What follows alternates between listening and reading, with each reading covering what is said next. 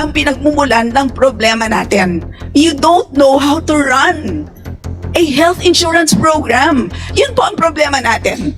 Yun ang problema natin. At yan ang dahilan kung bakit kayo merong zero subsidy. Pasensya na po. Ito nga ang situation eh. Ano ang dahilan kung bakit kayo nakapag-accumulate ng sobra-sobrang daming pera na naging investment bank ang PhilHealth? Sa halip na social health insurance program ang pinapatupad ng PhilHealth, ang pinapatupad po ng PhilHealth sa ngayon ay investment program. Pasensya na po. Yan ngayon eh. So the number we're looking And the at, reason ma'am, for that is because ang bagal ng benefit expansion. Napakatipid ng pagtaas ng case rates. Ang bagal-bagal ng pagbayad sa hospitals, in which case napakalaki po ng mga pagkakautang ninyo sa hospitals. Ang daming kumakalat ngayon sa social media na ayaw na magbayad. Yung mga regular members, hindi na lang kami magbabayad. Bakit ganon? Sa amin papasa. So, wag niyo pong lilituhin kami, 'di ba?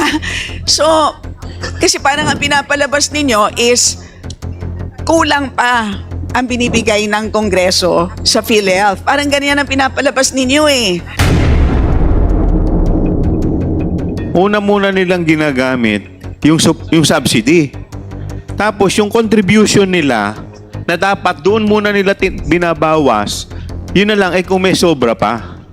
Kaya laki ng sobra nila doon sa mismong contribution. Parang gano'n nangyari dito eh. Subsidy dapat tulong lang yan eh. Hindi yan yung pinaka-main na pinagkukunan ninyo. Parang ginawa niyo, binaligtad ninyo eh. Part of the subsidy given by the national government would go to investment. Mr. Chair, Yes or no? tama siya. Pero Yun let lang me... po ang tanong ko. What are you? Service provider o business? Di po ba? So you're becoming a business enterprise, not a service enterprise. Yung nga sabi ng Sir Desma, be patient daw. Little patience. Pero hindi po namin maring sabihin yan sa mga kababayan natin na kailangan ilabas ng ospital. Ngayon, hindi pwedeng sabihin yan na be patient sa mga tao na kailangan operahin na. Kailangan mag-undergo ng heart bypass, for example, sa heart center. At lalo hindi pwedeng sabihin yan sa mga kababayan natin na namatayan, hindi may ilabas ang kanilang mahal sa buhay na namatay sa ospital kasi kulang pa. Kaya I think, Mr. Desma, we cannot wait. No? Hindi pwedeng sagot na be patient, ano?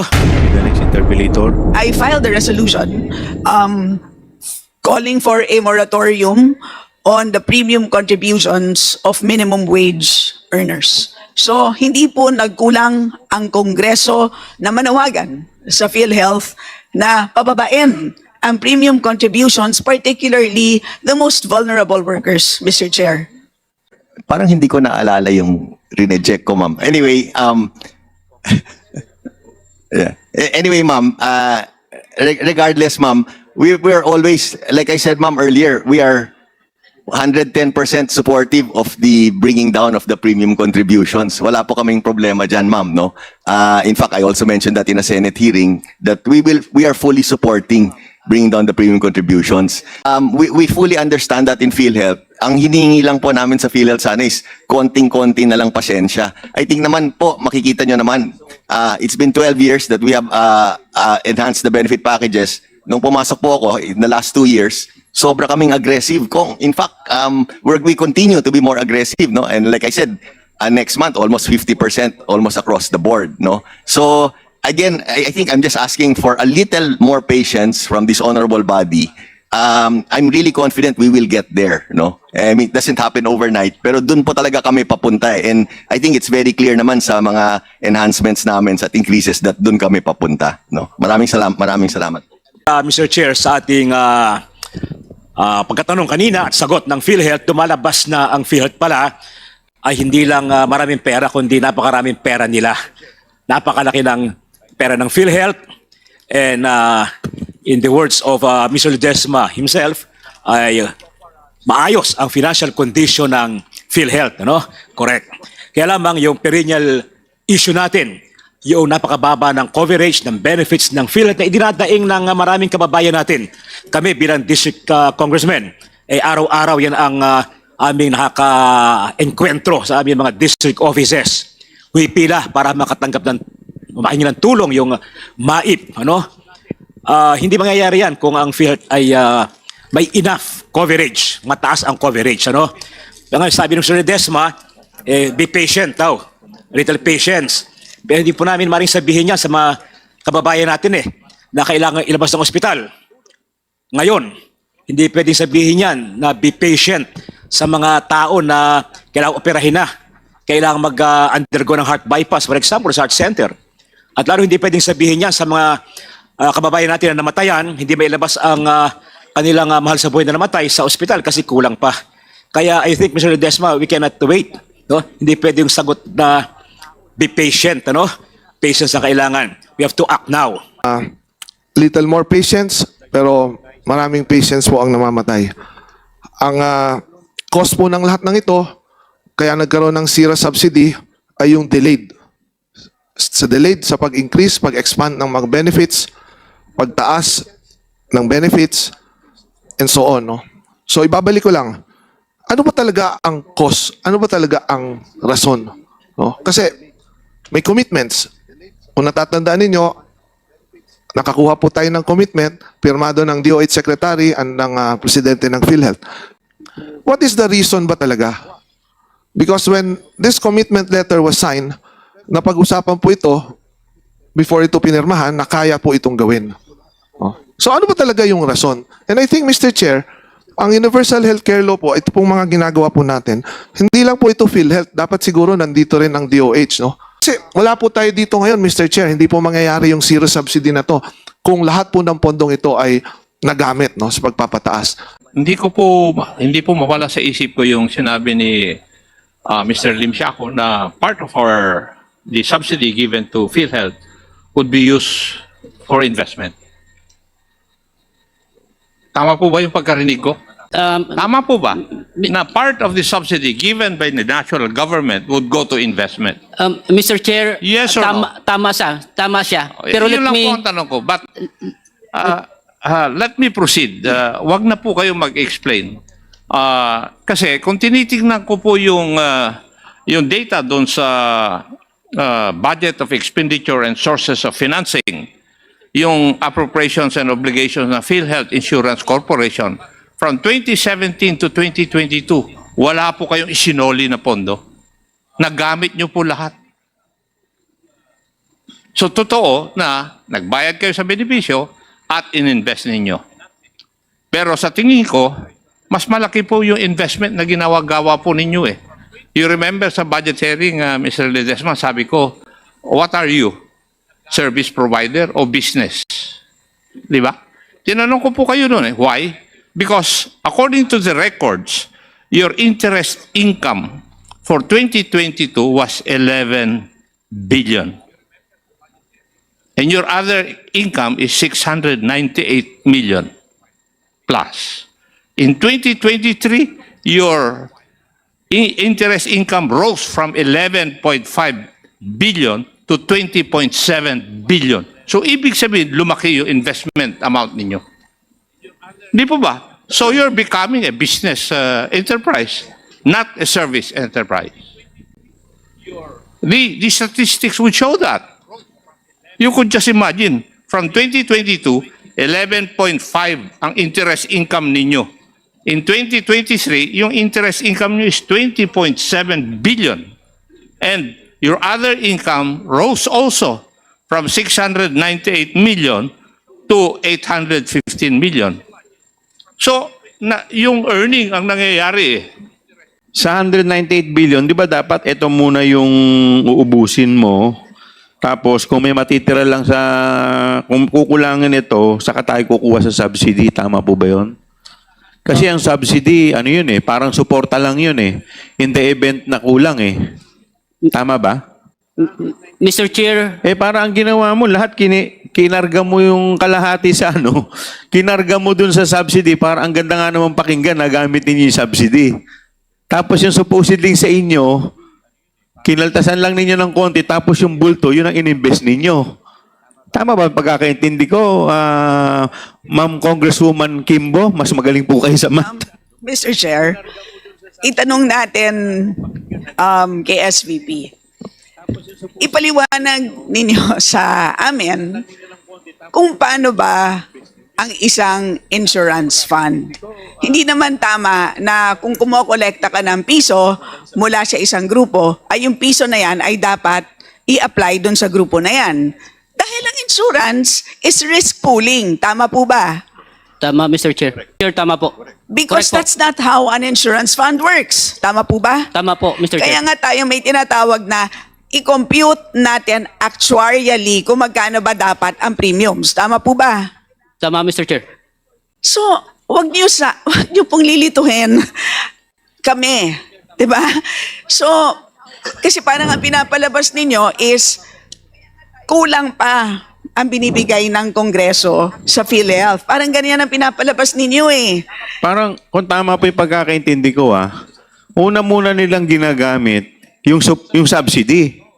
Tapos yung contribution nila na dapat doon muna nila binabawas, yun na lang ay kung may sobra pa.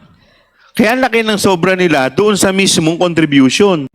Parang gano'n nangyari dito eh. Subsidy, dapat tulong lang yan eh. Hindi yan yung pinaka-main na pinagkukunan ninyo. Parang ginawa niyo, binaligtad ninyo eh. Mr. Chair. Ang ganda nga naman pakinggan, ubus lahat yung subsidy. May utang pa ngayon tayo. Mr. Chair, yung collection kasi dapat yung unahin gastusin. Tapos yung subsidy, kung kulang yung collection nyo, saka papasok yung subsidy. Mr. Ledesma, gusto ko lang i-point out talaga na ang nakikita ko business na kayo eh. Yeah. From all the data that's in front of me. Kasi your investment in time deposits, local currency, amounts to 135 billion in 2023. While in 2022, it was 126.4 billion. So, it's sa isang taon, nag-invest kayo sa time deposit by 10 billion. So, now, we go to the other investment that you have. Mr. Chair, just a Hindi, quick. para malaman na ng tao. Yeah, Mr. Chair, just a quick. No, you let me finish first. Kasi you also have investment sa securities. Tama po. And I would like to read yung investment in government bonds in 2022, 270.7 billion. In 2023, 331.6 billion. You could just imagine that. Ang lalaki. Now, investment in corporate bonds from 1.1 billion to 4.4 billion.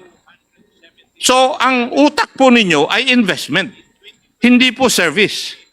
The way I look at the data. Now, you also have earnings doon po sa right of use. Tama po. And I think it would amount to 1+ billion a year. So, ang dami-dami ninyong kwan eh.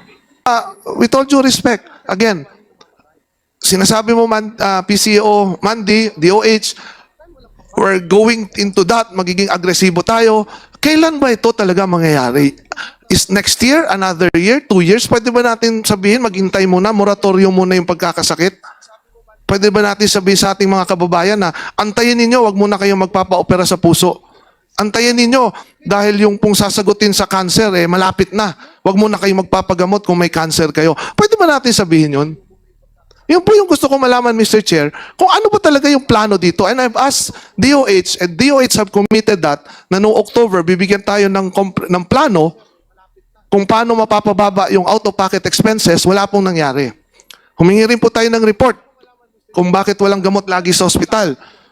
Wala pong nangyari. Tapos nalaman natin, meron palang 11 billion na nag-expire. I mean, Mr. Chair, ang gusto ko po malaman ngayon from the DOH and PhilHealth, itong sinasabi po ni President Mandy na on the way. Kailangan po magkaroon tayo ng plano and timeline dito. Definite na plano and timeline. Isa-segue ko lang, Mr. Chair. Napag-usapan kasi yung reserve funds 2 years. Correct me if I'm wrong. Itong reserve funds, hindi natin ito pwedeng galawin. 280 billion. Am I correct? Yes po, Your Honor. Okay. Yes po, Mr. Chair. Ang next question ko, after the reserve fund, meron tayong sinasabi na 150 billion excess fund. Am I correct? Yes, Your Honor. Okay. Excess funds meaning to say, hindi nagagamit ito. Okay? Kasi I would not want to call it excess fund. I would want to call it unused fund. No? Kasi ito bang excess fund o 150 billion na to, pwede ba itong magamit para dito sa mga benefits? Mr. Chair, Yes, please continue. thank you. Yes, Mr. Pwede Chair. magamit. Pwede magamit po. In fact, sa 2025 po, gagamitin po natin Gagamitin. yan. Yes Okay. po, gagamitin natin. Itong 490 billion or 504 billion na naka-invest, pwede rin ba itong gamitin sa benefits? Yes po. Pwede rin. Yes po. So therefore, 500 plus 150, we have 654 billion pesos na pwedeng gamitin para sa benefits, para bayaran, para mawala yung mga out-of-pocket expenses ng ating mga kababayan. Am I correct? Mr. Chair, just want to make a quick clarification. No? SVP Renet will clarify on the, sorry Mr. Chair, on your last query on the 500 billion. Unahin ko na po si Mr. Ledesma. Simpleng tanong po, sa inyong pagkakaintindi po ng inyong charter, ano po ang mandato ng PhilHealth?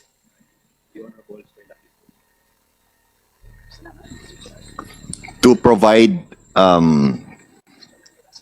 like I mentioned, well, yung provision po na binasa ko kanina po, that every Filipino citizen shall be automatically included in the National Health Insurance Program. So health financing po for the whole population po, regardless of status. Health To provide health financing. health financing po to the population. Of the So maliwanag, financial risk protection. Yun po ang Yes po. yan Yes. ang mandato. Financial risk protection. So maliwanag yes po. Yes po. So hindi po kayo investment bank, kundi tayo po ay isang social health insurance program. It is not just a health insurance program, it is a social health insurance program. Yes po. So, yun lang po. Yes. So, for an actuarially fair premium, imposible pong umabot ng 150 billion. Thank you po. So Mr. Chair, maybe baka tama yung figure na binigay ni Congresswoman. Hindi po. Malayo pa rin ang 48 sa 80. Tama po. At ito po ang lagi kong sinasabi, your failure to produce an actuarially fair premium for each of these sectors ang pinagmumulan ng problema natin. You don't know how to run a health insurance program. Yun po ang problema natin. Yun ang problema natin. At yan ang dahilan kung bakit kayo merong zero subsidy. Pasensya na po. So yun po ay excess reserves. Mr. Chair, yes, Your Honor. Yes, please, Mr. Lim Siaco. Yes, Mr. Chair, that's the excess of the surplus, Mr. Chair. So ang tawag niyo lang doon ay surplus. Para lang tayo magkaintindihan. Yes, Mr. Chair, Kong Stella. But in actuality, it's excess reserves. Yes, Mr. Chair, Kong Stella. Because in your previous financial statements, ang tawag niyo doon ay total reserves. Mr. Chair, yes, Kong Stella. Tama. Okay. Ang investable funds niyo, is it 504 billion or 489? Mr. Chair, again, that 504 that was Mentioned in the budget hearing? budget hearing, I think that is June. The 489 or 490 billion, Mr. Chair, this is as of November 30, 2024. Bakit bumaba? Mr. Chair, we already released the 60 billion to BTR, Mr. Chair. Hindi na, pakipaliwanag. Ang difference ng 504 at 489 ay hindi naman 60. Yes, Mr. Chair. Of course, Mr. Chair, Kong Stella, the reserve, the investment po natin may pumapasok na premium and lumabas na benefit payout, benefit payment, and lumabas yung 60. That's the reason why ang suma total dumating ng November 30 ay nasa 489.5, Mr. Chair. So as of the latest, it's 489, not 504. Yes, Mr. Chair, Kong Stella. Okay, at maliwanag din, base sa sinasabi mo sa akin, ay easily convertible to cash ang investments. Yes po. Unlike what you were implying nung nag-interpolate si Kong Wilbert. Kasi kanina, nung tinatanong ni Kong Wilbert, ang investments ba ay pwedeng gamitin? Ang sabi ninyo, well, in not so many words, parang tila hindi. Mr. Kasi Chair.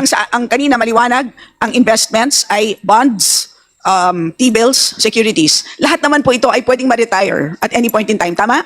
Tama, Mr. Chair. Ibig sabihin, if your board directed you, lahat ng 489 investments, lahat yan i-retire today. Pwede yan maging cash bukas. Tama? Yes, Mr. Chair. In Kong which Stella. case, will you agree with me that 489 is excess? Mr. Chair. Please Ibig continue. sabihin, excess. Hindi mo kailangan para patakbuhin ang current benefit packages. Mr. Chair. Please continue. Our investment is two things. Part of that. Yes or no na lang po, Mr. Chair, para mabilis tayo, di ba? Klaro naman yata yung tanong ko.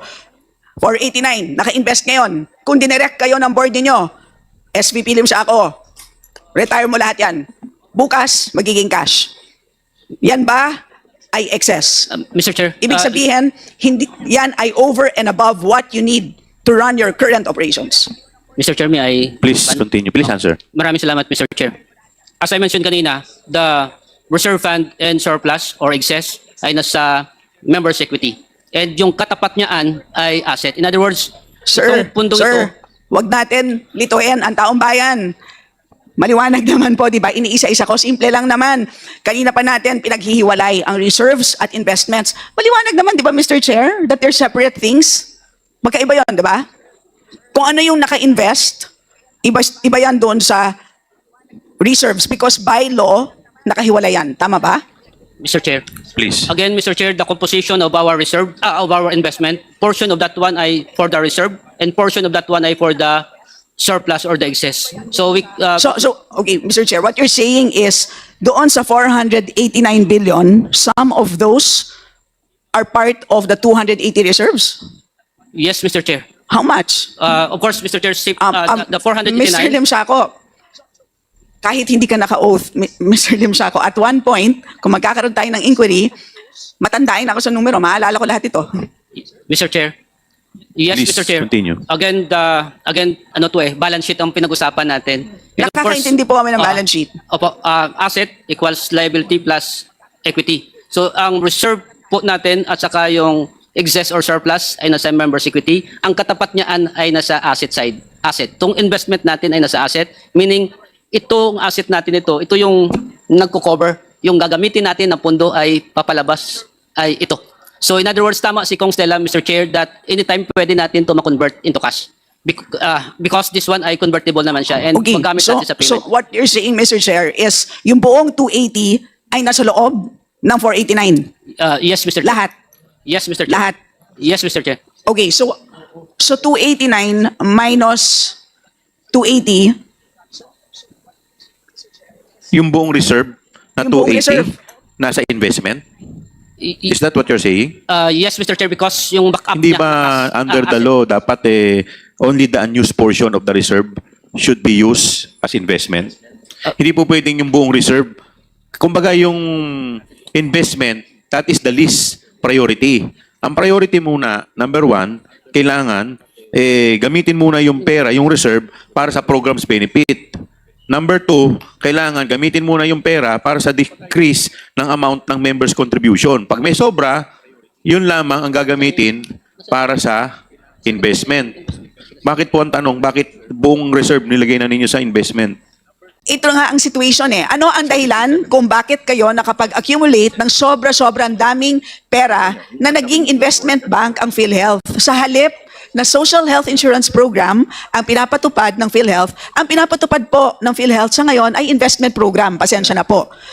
Yan ngayon eh. So the number we're And looking the at, reason ma'am, for that is because ang bagal ng benefit expansion. Napakatipid ng pagtaas ng case rates. Ang bagal-bagal ng pagbayad sa hospitals, in which case napakalaki po ng mga pagkakautang ninyo sa hospitals. So yun po, napakadami po ng problema sa implementation. So yun ang tanong.